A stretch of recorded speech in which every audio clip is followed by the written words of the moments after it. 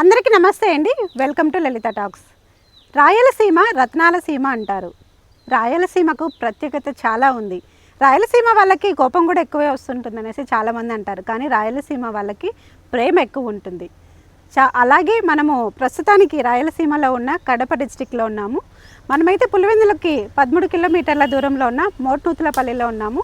ఇక్కడ కోన గవేశ్వర స్వామి అయితే కనుక మనకి చూద్దామనేసి ఈ టెంపుల్ గురించి అయితే మనం మాట్లాడుకున్నాము. అలాగే ఇక్కడ ఈ టెంపుల్ వచ్చేసి మనకి ఇక్కడ నుంచి మనం స్టార్ట్ అవుతే ఒక 50 స్టెప్స్ అనేవి ఉంటాయి. 50 స్టెప్స్ పైకి వెళ్ళిన తర్వాత కోన గవేశ్వర స్వామి అయితే మనకి దర్శనమిస్తారు. కోన గవేశ్వర స్వామి ఎవరు అనేసి మీరు అనుకోవచ్చు. ఓం నమ శివాయ. సాక్షాత్తు ఆ పరమశివుడు రాతి మీద ఉండి ప్రతిష్ఠించబడి ఎన్నో పూజలు అనేవి అందుకుంటున్నారు.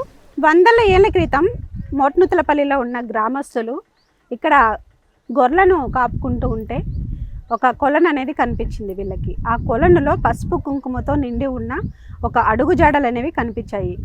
అడుగుజాడలమ్మడి వీళ్ళు నడుచుకుంటూ పోతూ ఉంటే అక్కడ ఒక గుహ అనేది ఉంది. ఆ గుహలో శివయ్య దర్శనం ఇచ్చాడు. రాతి విగ్రహం అంటే రాతి విగ్రహంలో శివయ్యను తలుచుకుంటూ అక్కడ పూజలు అనేవి కూడా నిర్వహించారు. అంటే సాక్షాత్తు అక్క దేవతలే వచ్చి ఇక్కడికి స్వామివారికి పూజలు చేసుకున్నట్లు వీళ్ళు కనుక్కున్నారు. ఎంతో మహిమాన్వితమైన ఈ టెంపుల్, అలాగే ఆ శివయ్యను మనం కూడా దర్శించుకున్నాము. మనమైతే ఇలా లోపలికి వెళ్ళేసి స్వామివారిని దర్శించుకున్నాము. అలాగే ఇక్కడ స్పెషల్గా అంటే ప్రత్యేకంగా చెప్పుకోవాల్సింది ఏంటంటే ఆంజనేయ స్వామి ఆ పరమశివుని అనుగ్రహం కోసం ఇక్కడ తపస్సు చేశారనేసి కూడా మనకి ఇక్కడ స్థల పురాణం అయితే వివరిస్తుంది. అవన్నీ మనం ఈ వీడియోలో చూద్దాము. అలాగే మనం లోపలికెళ్ళి కోన గవేశ్వర స్వామిని దర్శనం చేసుకున్నాము. నాతో పాటు మీరు కూడా రండి.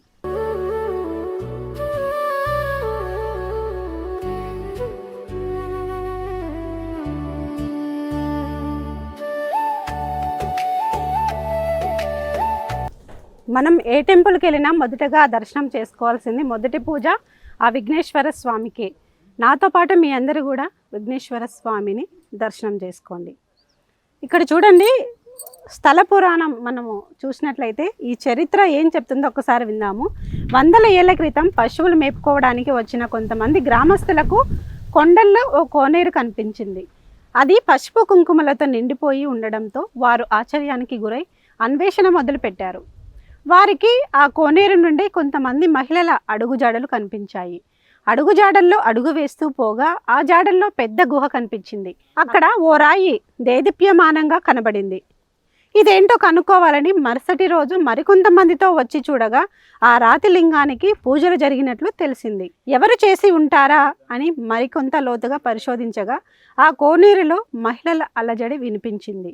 నిత్యం ఆ కలువ పూల కొలనులో స్నానాలు ఆచరించి బ్రహ్మ ముహూర్తంలో శివయ్యకు పూజలు చేసేది అక్కదేవతలే అని అర్థమైంది వారికి. నాటి నుండి మహిమాన్వితమైన రాతిలింగానికి పూజలు చేయడానికి కొండలు గుట్టలు దాటుకుంటూ రాళ్ళు రప్పులు ముళ్ళ కంపలు తప్పించుకుంటూ చుట్టుపక్కల గ్రామాల ప్రజలు తరలి వచ్చేవారు. సాక్షాత్తు ఆంజనేయ స్వామి శివుని అనుగ్రహం కోసం ఇక్కడ తపస్సు చేశాడని ప్రతీది. దానికి సాక్ష్యంగా ఇక్కడ ఆంజనేయుని అడుగు దర్శనమిస్తుంది. అక్కడ అక్కదేవతలు, నాగదేవతలు, ఉపాలయాలు కూడా ఉన్నాయి. అంటే మనకి వాళ్ళు కూడా దర్శనం ఇవ్వబోతున్నారు. సో మనమైతే చాలా ఇంట్రెస్టింగ్గా ఉంది స్థల పురాణం. అలాగే మనం ఆ స్వామివారిని దర్శించుకున్నాము. ఇంత మహిమాన్వితమైన చరిత్ర కలిగిన ఈ దేవాలయం చూడడం, మీకు చూపేయడం కూడా నేను అదృష్టంగా భావిస్తున్నాను. అలాగే వందల ఏళ్ళ కిందటి ఈ స్థల పురాణానికి అప్పుడు కాలినడకన ఆ ముళ్ళు తొక్కుకుంటూ గుట్టలమ్మడి ప్రజలు ఆ స్వామివారిని దర్శించుకునే వాళ్ళనేసి ఇక్కడ స్థల పురాణం చెప్తుంది. ఈరోజు అయితే మనకి 2026 ఈరోజు నేను వీడియో దింపుతున్నాను. ఇక్కడ మనకి రాకపోకలు వెహికల్స్ రావడానికి కూడా దారి చాలా బాగుంది. సో మనమైతే ఇంకా చాలా విషయాలు అయితే తెలుసుకుందాము. 2020 వరకు కూడా ఇక్కడ సరైన దారి లేకుండా శివయ్య దర్శనాని కోసం అనేసి చాలామంది వస్తున్నారని తెలుస్తుంది మనకి. 2020 తర్వాత ఆ శివుని మహిమే అని చెప్పుకోవచ్చు. ఇక్కడ ప్రధానంగా రహదారి చాలా బాగా పడింది. మనకి ట్రాన్స్పోర్ట్ కూడా ఫెసిలిటీ ఇక్కడికి ఉందని చెప్పుకోవచ్చు. అంతా ఆ శివుని మహిమే అనేసి ఇక్కడికి వచ్చిన భక్తులు, గ్రామస్తులు కూడా చెప్తున్నారు. మరికొన్ని విషయాలు అయితే మనము ఆ శివయ్య దగ్గరికి వెళ్ళి చూద్దాము. సో మనకి ఇక్కడ నుంచి చూస్తే కోన గవేశ్వర స్వామి ఇక్కడ చూడండి, పైన కొండ మీద కొలువై ఉన్నారు. అక్కదేవతలు పూజించిన ఆ శివయ్యను ఎప్పుడెప్పుడు దర్శనం చేసుకోవాలనేసి అనిపిస్తుంది. మనం త్వరగా వెళ్ళి ఆ శివయ్యను దర్శనం చేసుకున్నాం.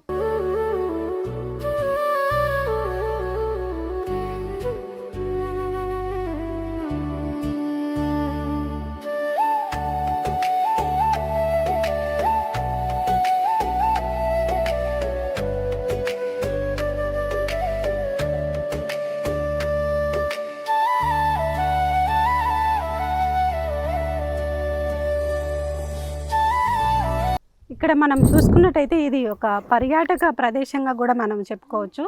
సో చాలా దూరం నుంచి వచ్చే భక్తుల కోసం, పర్యాటకుల కోసం ఇక్కడ చూడండి విశ్రాంతి తీసుకునే ఒక షెల్టర్ కూడా మనకి ఇక్కడ కనిపిస్తుంది. అలాగే ఇక్కడ ప్లే ఏరియా కూడా ఉందన్నమాట. అంటే కార్తీక మాసంలో మనకి భక్తులు చాలామంది ఇక్కడికి వచ్చే అవకాశం ఉంటుంది. సో చిన్నపిల్లల కోసం కూడా ఇక్కడ మనకి చూడండి ప్లే ఏరియా కూడా కనిపిస్తుంది.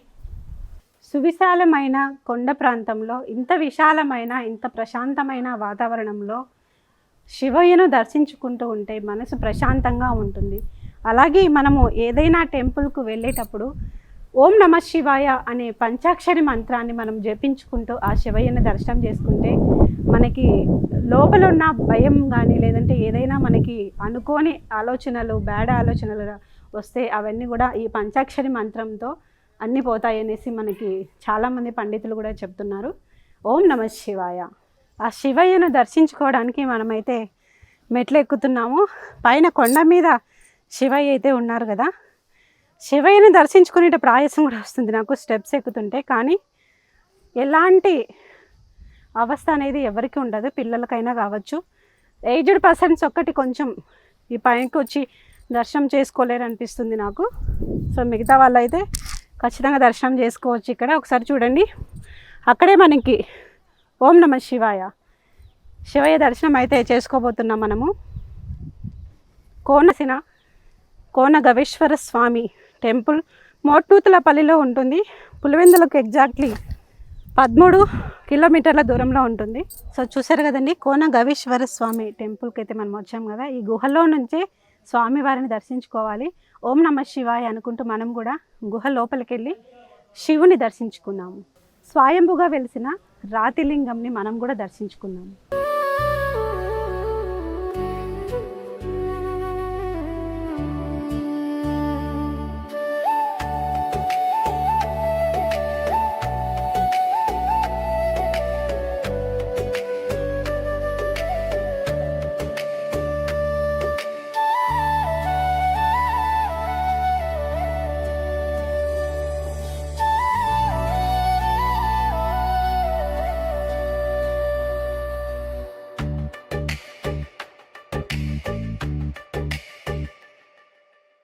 మనకి స్థల పురాణంలో చూసుకున్నట్లయితే ఆంజనేయ స్వామి శివుని అనుగ్రహం కోసం తపస్సు చేశారనేసి తెలుస్తుంది కదా. సో దానికి నిదర్శనంగా మనకి ఇక్కడ శ్రీ ఆంజనేయ స్వామి కూడా దర్శనమిస్తున్నారు. ఆంజనేయ స్వామిని మీరు కూడా దర్శనం చేసుకోండి. జై శ్రీరామ్, జై హనుమాన్. మనకి ఎక్కడైనా సరే శైవ క్షేత్రాలలో శ్రీ సుబ్రహ్మణ్యేశ్వర స్వామి క్షేత్రపాలకుడిగా ఉంటారనేసి కొంతమంది చెప్తూ ఉంటారు కదా.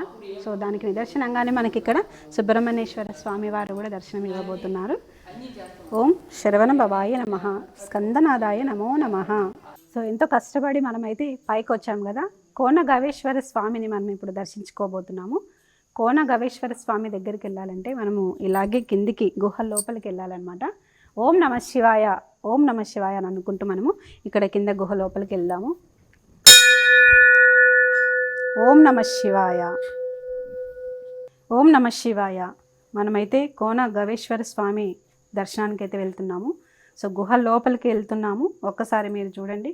ఓం నమః శివాయ. స్వయంభుగా వెలిసిన శ్రీ కోన గవేశ్వర స్వామిని దర్శించుకోబోతున్నాము. ఇలాగే మనము లోపలికి వెళ్ళాలి.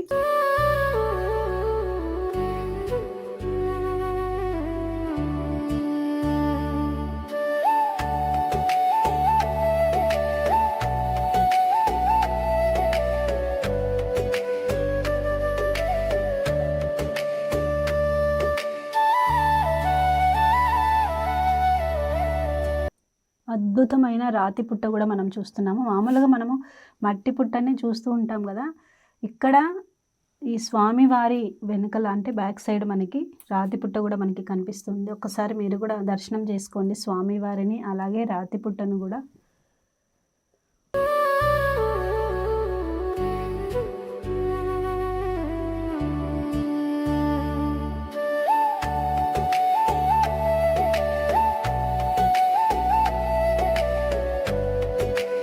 ఓం పూర్ణమద పూర్ణమిదం పూర్ణాత్ పూర్ణముదచ్యతే పూర్ణస్య పూర్ణమాదాయ పూర్ణమేవ అవశిష్యతే.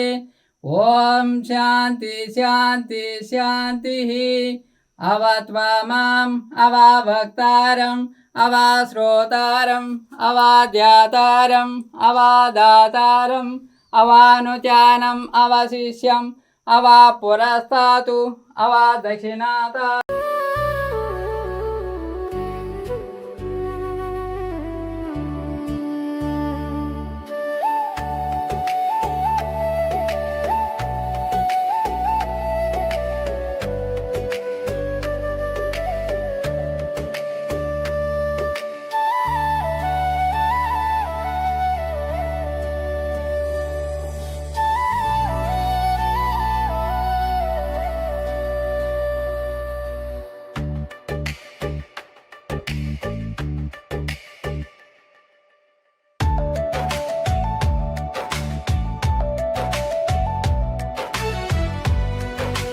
సో చూసారు కదండి, మనమైతే కోన గవేశ్వర స్వామి దేవస్థానంకి అయితే వచ్చాము.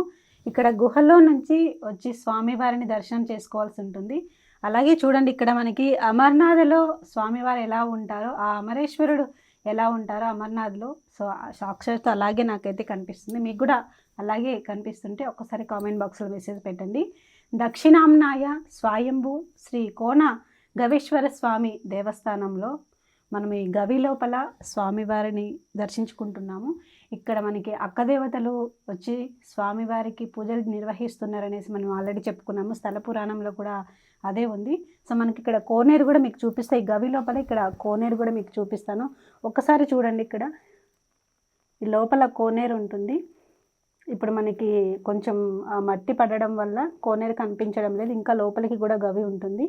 ఈ గవిలో నుంచి కోనేరు, అక్కడి నుంచి అక్కదేవతలు ఇక్కడికి వచ్చి, ఆ గవిలో నుంచి అక్కదేవతలు ఇక్కడికి వచ్చి స్వామివారికి పూజలు నిర్వహిస్తూ అని మనము స్థల పురాణంలో చెప్పుకోవచ్చు. సో మీరు కూడా ఒక్కసారి స్వామివారిని దర్శనం చేసుకోండి. దక్షిణముఖంగా స్వామివారు ఉండడం వల్ల దక్షిణామూర్తి అని కూడా కొంతమంది ఇక్కడ అంటున్నారు. సో మనమైతే ఆ స్వామివారిని దర్శించుకున్నాము. ఇక్కడికి వచ్చి ఆ స్వామివారిని నాతో పాటు మీ అందరూ కూడా దర్శనం చేసుకోవడం నిజంగా నాకు చాలా సంతోషంగా ఉంది. ఓం నమ శివాయ, హరహర మహదేవ, శంభో శంకర. రాయలసీమలో ఇంత అందమైన ప్రశాంతమైన వాతావరణంలో ఇలాంటి దేవాలయం ఉండడం నిజంగా చాలా అదృష్టంగా మనం చెప్పుకోవచ్చు. ఓం నమ శివాయ. మనమైతే కోన గవేశ్వర స్వామిని అయితే దర్శించుకున్నాం కదా. మనకి స్వామివారి పక్కనే అక్కదేవతలు కూడా ఉన్నారు. అక్కదేవతలను కూడా మనం దర్శించుకున్నాము. అక్కదేవతలు కూడా ఇలా గవి లోపలే మనకి దర్శనం ఇస్తారనమాట. మనమైతే లోపలికి వెళ్ళి అక్కదేవతలను కూడా దర్శనం చేసుకున్నాం. బ్రహ్మ ముహూర్తంలో స్వామివారికి అక్కదేవతలు వచ్చి ఇక్కడ పూజలు నిర్వహిస్తున్నారనేసి మనకి స్థల పురాణం చెప్తుంది. మనమైతే అక్కదేవతలను కూడా దర్శించుకున్నాం.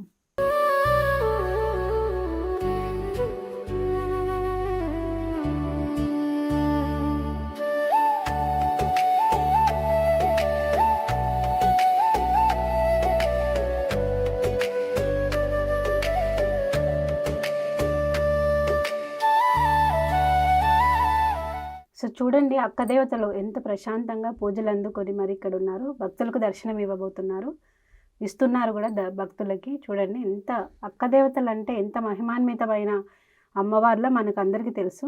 చూడండి, ఇక్కడ మీరు కూడా ఒక్కసారి అక్కదేవతల్ని దర్శనం చేసుకోండి. నేను అక్కదేవతల గురించి స్పెషల్ స్టోరీ నా వీడియోలో నేను మళ్ళీ చెప్తాను, మీరు తెలియని వాళ్ళు ఎవరైనా తెలుసుకోవడానికి. ప్రస్తుతానికైతే అక్కదేవతలను దర్శనం చేసుకోండి. ఓం నమ శివాయ. ఓం శ్రీ మాత్రే నమో నమః. చూడండి, ఇక్కడ మనకి అక్కదేవతలు దర్శనం ఇస్తున్నారు. అక్కదేవతలు ఇక్కడ స్వయంగా అక్కడ కొలనులో స్నానం చేసి స్వామివారికి పూజలు నిర్వహిస్తున్నారు. ఇక్కడ మనకి కోన గవేశ్వర స్వామి ఇందాక మనం చూసాం కదా, ఒక్క దేవతలు మరి ఇక్కడికి వచ్చి స్వామివారికి పూజలు చేస్తూ ఇక్కడ గ్రామస్తులకు కూడా ఆ అడుగుజాడులు కనిపించాయి అనేసి చెప్తున్నారు కదా. అంతటి మహాత్యం ఉన్న ఇక్కడ అక్క దేవతలను కూడా మనం ఇక్కడ పూజించుకుంటున్నాము. అలాగే ఇక్కడ చూడండి, మొత్తం అంతా కొండ ఉంది, పైన మొత్తం కొండ మధ్యలో ఈ దేవస్థానం ఉండడం, ఇందులోనే మీకు చూపించడం నిజంగా చాలా అదృష్టంగా నేను భావిస్తున్నాను. అందుకే అంటారు రాయలసీమ రతనాల సీమనే కాకుండా ఇలాంటి హిడెన్ టెంపుల్స్ కూడా మనకి దర్శనం ఇస్తారనేసి మనకి తెలుస్తుంది. ఇంతటి మహాభాగ్యం కలిగించినందుకు ఆ శివుడికి ప్రత్యేక కృతజ్ఞతలు, అలాగే పార్వతీదేవికి కూడా ప్రత్యేక కృతజ్ఞతలు నేను తెలియజేస్తున్నాను. ఓం నమ శివాయ, హరహర మహదేవ, శంభో శంకర. మీరు కూడా అమ్మలను అంటే అక్క దేవతలు మీరు కూడా స్మరించుకుంటూ నమస్కారం చేసుకోండి.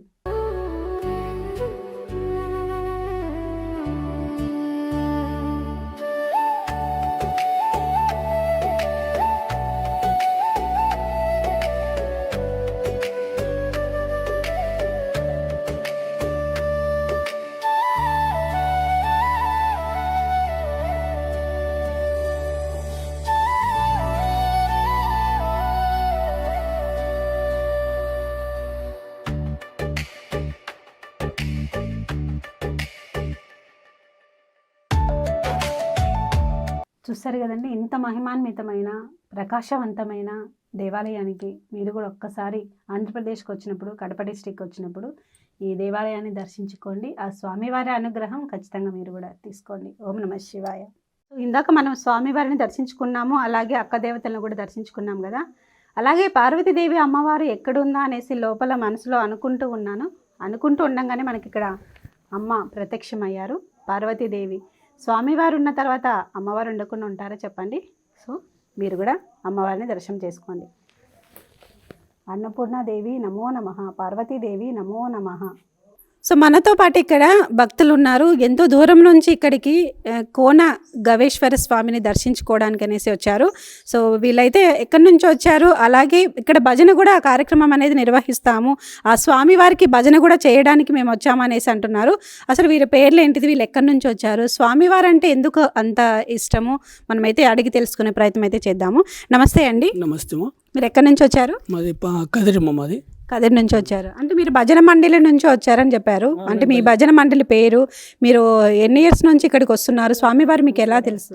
మేము ఇక్కడ రాబట్టి 5 ఏళ్ళు లేదు స్వామి. నేను రాబట్టి మేము తిరుమల తిరుపతి దేవస్థానం నుండి ఇక్కడ కైవారం తాత ఎస్టేట్ నుండి మేము సంఘాల భజనకు పోతుంటాము. అక్కడ భజన చేసుకుంటా ప్రతి గురువారం పౌర్ణమి పోతాము. ఆ తరపున గ్రామంలోన భజనలు పెట్టించేది, మనం భజన చేయమని చెప్పేది, ఇట్లా పనులు చేపిస్తుంటాము. అందువల్ల ఈ పొద్దు ఈ గవేశ్వరుని చూపిద్దామని వీళ్ళందరినీ పిలుచుకొచ్చినాను. ఏమైనా చూపించుకొని వీళ్ళందరినీ స్వామిని సన్నిధానంలోకి వస్తే బాగుంటుందమ్మా, చూసొస్తాం రండి, మనం చూస్తే చాలుగా మన జన్మ ధన్యమవుతుంది అని పిలుచుకొచ్చినాము ఈరోజు. నా పేరు పి ఆదినాడమ్మ. మీరు ఎంతమంది కలిసి వచ్చారు? మొత్తం మేమంతా 20 మంది వచ్చినాము. 20 మంది వచ్చినాము. ఆటో తీసుకొచ్చినాము. మాది వచ్చి కదిరి దగ్గర పందలకుంట, వీళ్ళది వచ్చి కదిరి దగ్గర పట్నం. వీళ్ళందరిది పట్నం, నాది ఒక్కరిని పక్కన ఊరు. సో చూసారు కదండి, ఇక్కడ ఎంతో దూరం నుంచి వీళ్ళు భజన మండలి అంటే ప్రచారం చేస్తారు. అంటే ప్రతి టెంపుల్ దగ్గరికి వెళ్ళి ఆ టెంపుల్ని వాళ్ళు స్మరించుకుంటూ, ఆ దేవుని స్మరించుకుంటూ భజన చేయడం అంటే నిజంగా చాలా గొప్ప విషయంగా చెప్పుకోవచ్చు. ఇప్పుడున్న బిజీ లైఫ్లో ఇలాంటి కార్యక్రమాలను మనం ముందుకు తీసుకెళ్ళాలి. మన హిందూ ధర్మాన్ని, మన సనాతన ధర్మాన్ని కూడా ముందుకు తీసుకెళ్లే బాధ్యత వీళ్ళు కూడా చేసుకున్నందుకు నిజంగా వీళ్ళందరికీ నిజంగా కృతజ్ఞత చెప్పుకోవాలన్నమాట. చాలా గొప్ప విషయము వీళ్ళందరూ వచ్చి ఇక్కడ భజన నిర్వహించడము. సో ఈ భజన మండలిని ఇక్కడికి తీసుకొని వచ్చిన ఆదినారాయణకి నిజంగా కృతజ్ఞతలు చెప్పుకుంటున్నాను. స్వామివారిని మనం అందరం దర్శించుకున్నాము. అలాగే మీరు కూడా ఆంధ్రప్రదేశ్కి వచ్చినప్పుడు, కడప జిల్లాకు వచ్చినప్పుడు మోట్నూతులపల్లిలో ఉన్న స్వయంభుగా వెలిసిన శ్రీ కోన గవేశ్వర స్వామిని మీరు కూడా దర్శనం చేసుకోండి.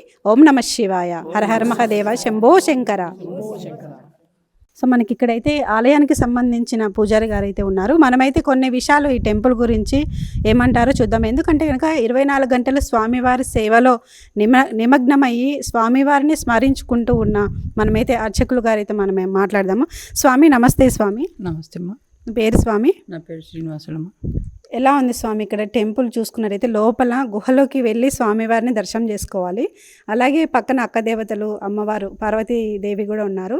సో ఈ టెంపుల్ ఎన్ని ఇయర్స్ నుంచి ఇక్కడ వెలిసింది, అలాగే స్వామివారి మహిమలు మాకేమన్నా చెప్తారా స్వామి?